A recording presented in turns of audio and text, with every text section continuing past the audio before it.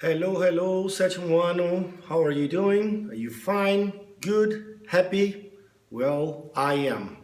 Teacher Johnny, aula da semana, tema da semana, comparatives, os comparativos. Quando, em que situações eu uso o comparativo? Eu preciso ter pelo menos duas coisas, duas pessoas, dois objetos para trabalhar com o comparativo, tá? Antes de mais nada, gostaria de lembrá-los que para trabalhar o comparativo precisamos saber o que são adjetivos. Acredito que vocês já sabem, adjetivos são as palavras que dão qualidade a alguma coisa.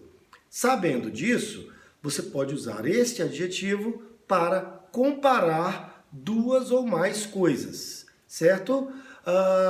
A forma de pensar do comparativo é bem parecida com a do português. Porém, isso pode, no final das contas, te atrapalhar, tá? Como assim, Johnny? Explica melhor isso aí. É o seguinte, pessoal, no comparativo do português, não existe uma separação silábica, como tem no inglês. Vou dar um exemplo para vocês, tá? O adjetivo alto, de altura, de pessoa, certo?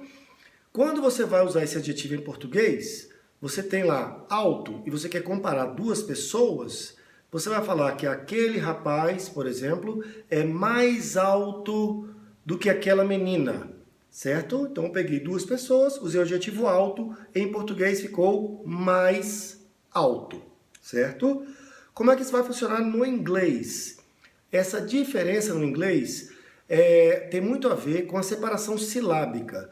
Algo que é muito difícil no inglês. É bem diferente separar uma sílaba em inglês do que em português, certo? Então como é que vai funcionar isso no inglês? Por exemplo, o adjetivo alto que eu citei, que em inglês a gente fala tall, certo? Tall é um adjetivo monossilábico, né? São 4 letras e tem uma sílaba só, tall, beleza? O que eu faço com adjetivos monossilábicos no inglês?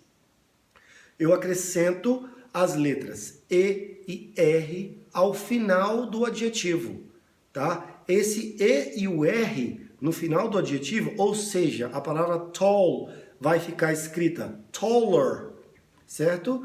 Isso você já está me mostrando que esse adjetivo está sendo usado para comparar. Ou seja, qual é a tradução de taller? Mais alto, beleza?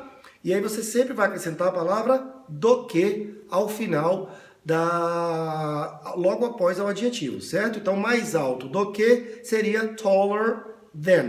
Então, você vê que parece um pouco com o português, tá? Porque é alto, você acaba dizendo, traduzindo mais alto, mas na escrita é bem diferente, né? Beleza, e como é que eu vou falar o mais alguma coisa em inglês? Quando que eu vou usar isso? Existe a palavra mais? Existe sim. Tá ela aqui, ó. More, certo? Então, quando que eu uso more? Eu posso falar more tall, por exemplo? Não, porque tall é uma palavra monossilábica, certo? Quando eu tiver palavras com 2, 3 ou mais sílabas, aí sim eles entram na categoria de long adjectives, adjetivos longos, compridos. Aí sim eu uso o more. Por exemplo, o adjetivo intelligent, certo? Como que eu vou usar esse adjetivo? Ela é mais inteligente do que ele, né? Do que eu já falei para vocês é o than. Então vai ficar, ela é, she is, mais inteligente, more intelligent, do que ele, than him.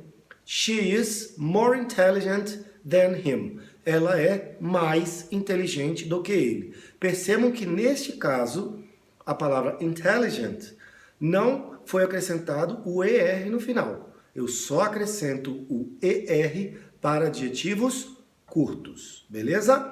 E temos também os casos especiais. São alguns adjetivos que mudam completamente a forma escrita e falada deles, tá? Quando nós saímos do adjetivo para o comparativo. Não são muitos, são apenas 4, certo?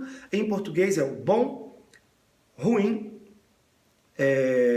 longe, tá? Bom, ruim, longe e bom, ruim, longe. Olha só. Bom, good. como que fica no comparativo? Better.